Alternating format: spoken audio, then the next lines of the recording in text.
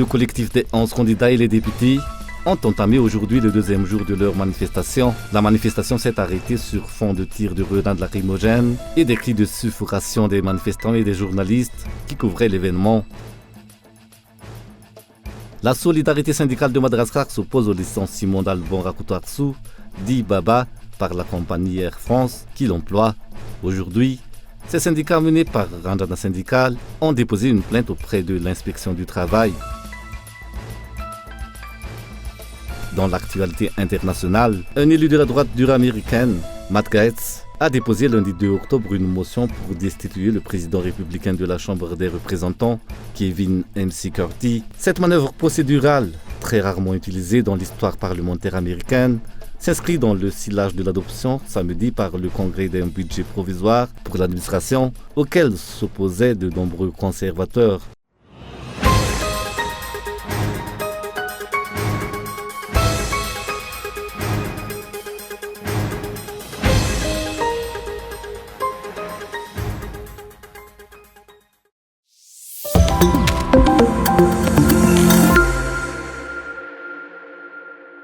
Le collectif des 11 candidats et les députés ont entamé aujourd'hui le deuxième jour de leur manifestation pour protester contre la violation de la Constitution et le non-respect des lois en vigueur dans le pays. Très tôt ce matin, la place du 13 mai et Ambuzatouf ont une fois de plus été quadrillées par les forces de l'ordre.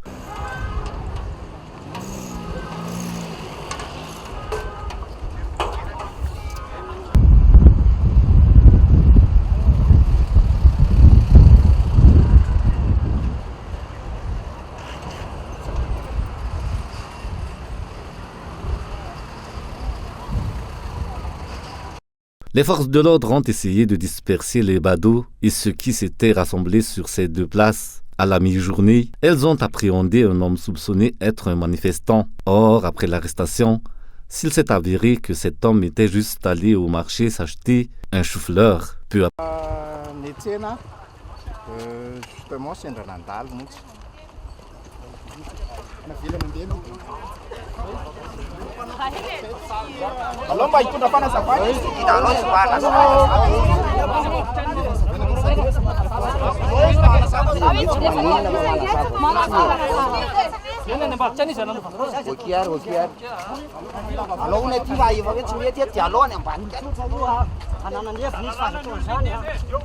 Après, les premiers députés sont arrivés aux alentours de la place du 13 mai. Les forces de l'ordre leur ont intimé l'ordre de quitter les lieux. C'est un hypocrite. Plus personne ne va le croire. Ce qu'il fait est différent de ce qu'il dit. Nous-mêmes, les militaires viennent nous dire de quitter les lieux. Pourquoi ? Empêche-t-on les gens d'aller où ils veulent ? Il n'y aura pas d'élection possible sans accord. Ils veulent faire des falsifications. Des gens à la campagne m'appellent pour me dire qu'on prélève leur numéro de carte. Ils vont donc falsifier. Le cortège des manifestants s'est alors dirigé vers Ambatnakang, lieu de ralliement pour la manifestation pacifique.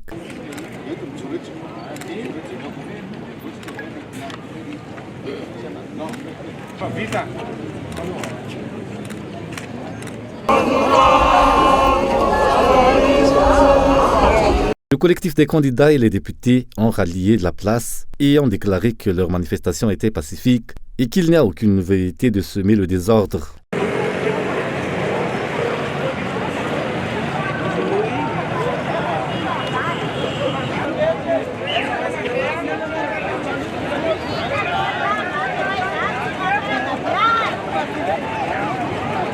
Les candidats et leurs supporters ont alors pris la direction de Mahamasn. La marche de protestation était faite dans l'esprit de contester les irrégularités dans le pays et de permettre la tenue d'élections transparentes et acceptées de tous.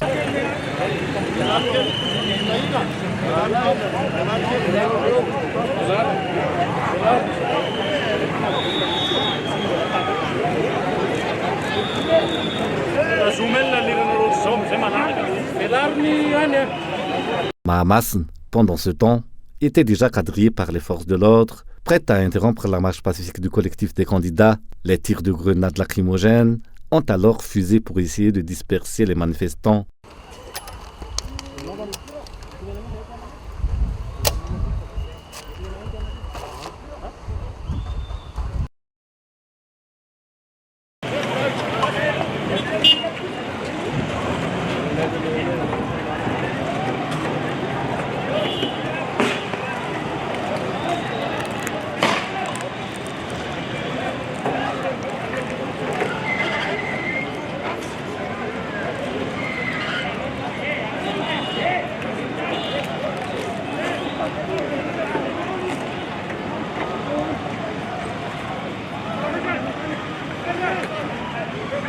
La manifestation s'est arrêtée sur ce fond de tirs de grenades lacrymogènes et des cris de suffocation des manifestants et des journalistes qui couvraient l'événement.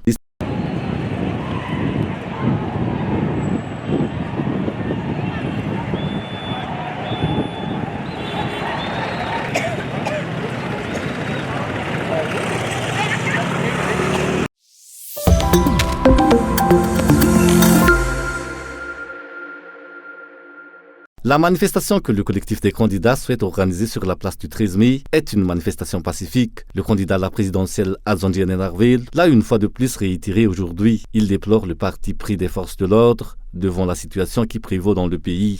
Est-ce qu'à l'Arena, il y a des forces de l'ordre? Répondez-moi clairement. Qui interdisent. Est-ce qu'il y a des forces de l'ordre là-bas? Ce n'est pas une histoire de peur, c'est une interdiction qui ne dit pas son nom. Donc est-ce que à l'Arena, vous avez des forces de l'ordre? Non, il n'y a pas eu de blessés à l'Arena. Il n'y a pas eu de gaz lacrymogène. Enlevez les forces de l'ordre et vous verrez s'il y a 200 personnes derrière. On veut faire une manifestation pacifique, c'est pour ça que nous sommes là. Donc ce n'est pas le nombre qui compte, c'est la capacité des gens à venir et à s'exprimer librement.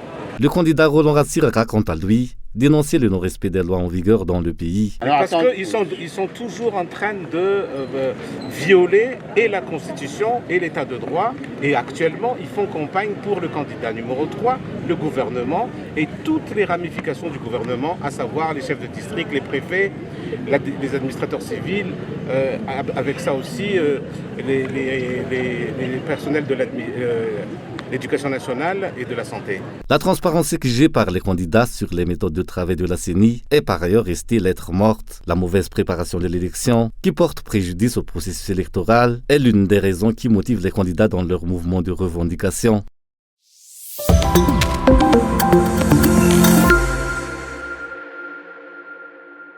Le FFKM, le Conseil chrétien des églises de Madagascar, appelle à la poursuite du dialogue avec toutes les parties prenantes afin de sortir le pays de la situation dans laquelle il se trouve actuellement. Dans une déclaration ce matin, les chefs religieux demandent l'arrêt des provocations qui sont la cause d'affrontements. Ils appellent au respect de la liberté d'expression. Le FFKM a aussi déclaré poursuivre le rapprochement avec les 13 candidats. C'est dans ce contexte qu'il a réuni en fin d'après-midi le collectif des candidats en Panjan. La rencontre avec les 12 candidats et leurs représentants a duré près de 2 heures. Seul le candidat Andrazville n'a pas assisté à la rencontre et n'a pas envoyé de représentants. Aucune déclaration n'a été faite à l'issue de cette rencontre.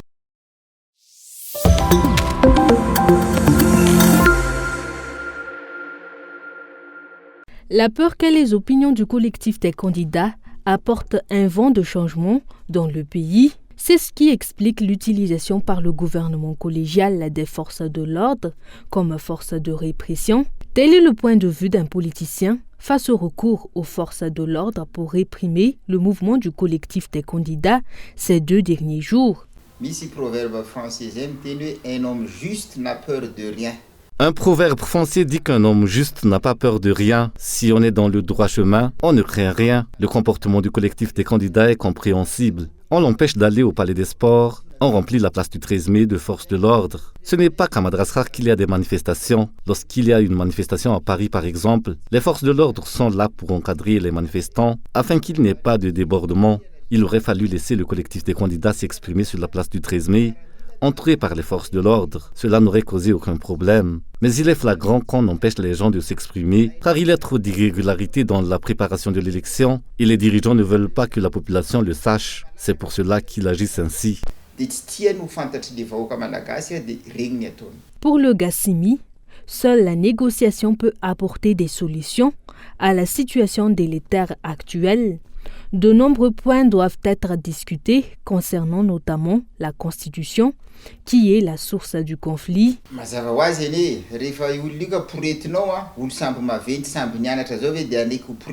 Il faut essayer de trouver un compromis. Le FFKM a déjà appelé à la concertation. L'ex-président Andrazville n'a pas répondu à l'invitation, ce qui veut dire qu'il ne veut pas se rapprocher des autres. D'après notre parti GASMI, la Constitution actuelle donne trop de pouvoir au président de la République. Même en son absence, la ACC La CENI et le gouvernement collégial le craignent. La folie est de répéter toujours les mêmes erreurs. Gasmi préconise un changement de constitution. S'il faut même reculer la date de l'élection, mieux vaut se concerter autour d'une table ronde afin que les problèmes ne se répètent plus.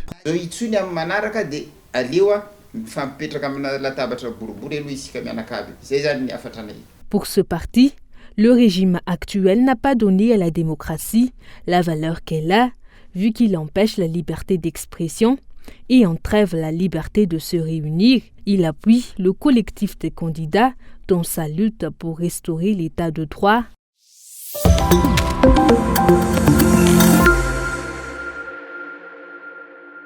L'IDC-CDI condamne fermement les répressions violentes et les abus de pouvoir perpétrés par le gouvernement actuel. Dans une déclaration portant sur la répression violente des manifestations pacifiques d'hier, l'IDC-CDI exprime son soutien au mouvement du collectif des candidats qui font preuve d'unité et de solidarité pour le retour à l'état de droit et pour que les élections se déroulent dans le respect de la Constitution, dans la neutralité de l'administration et de la justice, ainsi que dans le respect de l'égalité des candidats devant les lois en vigueur. Attaché aux valeurs démocratiques, l'IDC-CDI réitère que la liberté d'expression et la liberté de réunion sont des conditions sine qua non à l'organisation d'une élection apaisée et acceptée de tous afin d'assurer la stabilité politique du pays qui est garantie par la vérité des urnes et une véritable alternance démocratique. Rappelons que l'IDC-CDI, l'Internationale démocrate centriste, est une organisation politique internationale regroupant des partis d'orientation centriste et démocrate chrétienne. Le parti Malagas Meramieng en est membre et son président national Adjou Narville est vice-président de l'IDC-CDI.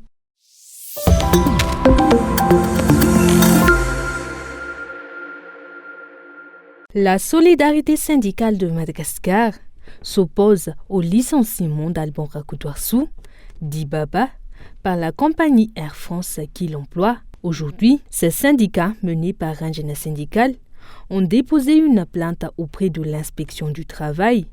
Baba Rakutwarsou est menacé de renvoi suite aux propos qu'il a tenus sur une télévision. Les syndicats dénoncent une violation des lois et le non-respect des droits des travailleurs.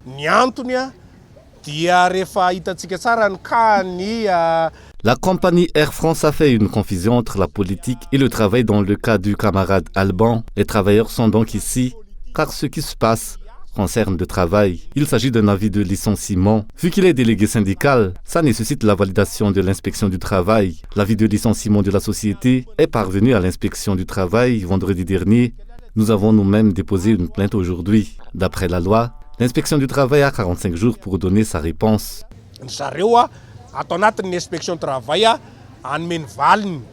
Au-delà de l'affaire Baba Rakutwarsou, le non-respect des droits des travailleurs est inadmissible. D'après les leaders syndicaux, dans de nombreuses entreprises privées, notamment en zone franche, les abus et la maltraitance vont jusqu'à des actes de violence perpétrés sur les travailleurs depuis plusieurs années, mais sans passer sous silence, selon les explications. Cet employé a été licencié sans que la procédure ne soit terminée. L'autorisation pour les licencier n'a même pas été délivrée. Nous ne l'acceptons pas. Nous demandons aux responsables de se pencher sur le cas des travailleurs. Comment pouvons-nous accepter de nous faire violenter par des étrangers dans notre pays? Si on avait tabassé quelqu'un dans un pays étranger, on aurait été jeté en prison. Chez nous, c'est encore celui qui tabasse qui a gain de cause, pendant que l'employé est licencié. Nous ne pouvons l'accepter. Les leaders syndicaux ont été surpris de voir aujourd'hui l'importance du nombre des membres des forces de l'ordre postés devant l'inspection du travail. Ils ont souligné que leur solidarité s'expliquait par leur volonté de combattre le non-respect des droits des travailleurs.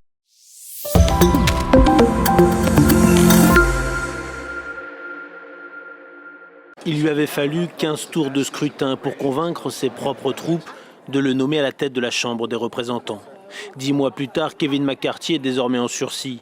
Son collègue républicain de Floride, Matt Gaetz, veut ouvertement le faire tomber et a lancé une procédure rarissime pour y arriver. Gaetz dit ne pas s'attendre à ce que sa démarche réussisse, mais cela aura au moins le mérite, selon lui, de prouver pour qui travaille réellement Kevin McCarthy. Au même moment, la semaine prochaine, soit Kevin McCarthy ne sera plus le président de la Chambre, soit il le sera toujours, mais travaillant selon le bon vouloir des démocrates. Les deux me vont, mais le peuple américain mérite de savoir par qui il est gouverné. Si les démocrates veulent l'adopter, ils peuvent le faire. L'élu de Floride reproche à Kevin McCarthy d'être bien trop faible avec les démocrates. Sur le budget provisoire de l'administration voté samedi malgré l'opposition de nombreux conservateurs. Ou encore sur l'armement de l'Ukraine rejeté là aussi par une partie de son camp. Gaetz accuse McCarthy d'avoir conclu un accord secret avec le président américain Joe Biden. Je suis fier de ce que nous avons pu accomplir jusqu'à présent. Il nous reste encore beaucoup à faire. Et je n'ai pas à me préoccuper du reste.